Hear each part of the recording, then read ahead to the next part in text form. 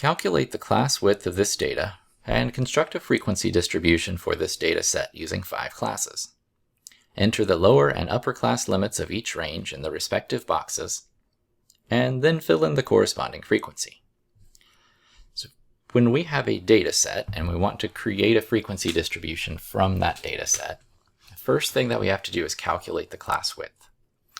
And to find a class width, we have a formula which tells us to take the maximum data entry minus the minimum data entry divided by the number of classes. So we do have to dig through and find out the maximum and minimum. And it looks like 8's the smallest because it's the only one with between 0 and 9. And it looks like maybe 116 is probably the biggest. Okay, so class width then would be 116 minus 8, and then I have to divide by the number of classes that I want, and I was told in this case to use 5 classes. So divided by 5. Now I'm going to use the calculator here to get this, and do be careful. If you try and put everything in one line, you need to use parentheses because, the order of operations will do the division first if you don't use parentheses. So I tend to do the subtraction to start with, and then the division after that. Now we come up with 21.6. And 21.6, we don't need the decimal accuracy here. So we're going to round to an integer, but the rounding rules are a little bit different when it comes to frequency distributions. Instead of using the standard rounding rule, which means 0.5 and higher you round to the next integer, 0.4 and lower you round down, we use what's called the ceiling. The ceiling of a number is always the next number up, regardless of what the input value is or what the decimal is. So even if I had 21.1, I would still round it to 22. Even if I had 21 even, I would still round it to 22. I know, it's perplexing, but that's the way we handle things here. And that means my class width here, I'm going to use 22. Now, my classes themselves, what I do is I begin the class ranges by starting with my smallest data entry. So my smallest data entry is 8.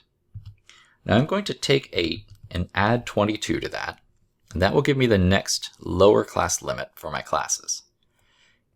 It's very tempting to try and put 30 over here, but that ends up actually not giving us as many data items in that class range that we want. The correct way of doing this is always getting the lower class limits first, and then going back to get the upper class limits.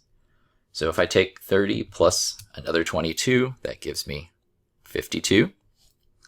52 plus 22 is 74. And 74 plus 22 is 96. Now I'll get the upper class limits. So if the second class begins at 30, I need the first class to end at 29.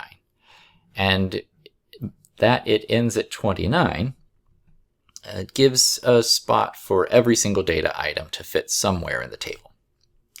So then what I do is I start taking 29 plus 22. That gives me 51. So that's the upper class limit of the second class. And I just keep repeating by adding by 22s until I get to my fifth class.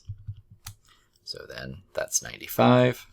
And 95 plus 22 is 117. Now, the reason that we rounded this class width up, and that we always round this up, is because if I rounded down, then this number might end up not being quite large enough to fit all of the data items in. Here, I got 117, which is only slightly larger than 116. And by rounding up, it made room for all these values. And that's the reason why we use that rounding rule. Now what I like to do is start a set of tally marks for each of the different classes and just walk through the data one item at a time, fitting it into its corresponding class. So 105, that is in the last class. 63 is in the range of the third class. And 18 is in the first class. 36 is in the second. 97 is in the last. 70 is in the third. 116 is in the last. 8's in the first class. 99's in the last class. 94 is in the fourth class. And we just go one by one until we get through all of our data. There's not many other ways of approaching this and making sure we get these numbers accurate. But once we get through all the data, then we can go through and fill in the frequencies. So I have 4 tally marks in the first class, so that means I have a frequency of 4. 2 marks for the second class, 3 for the third, 2 for the fourth, and 5 for the fifth class. And there's my frequency distribution.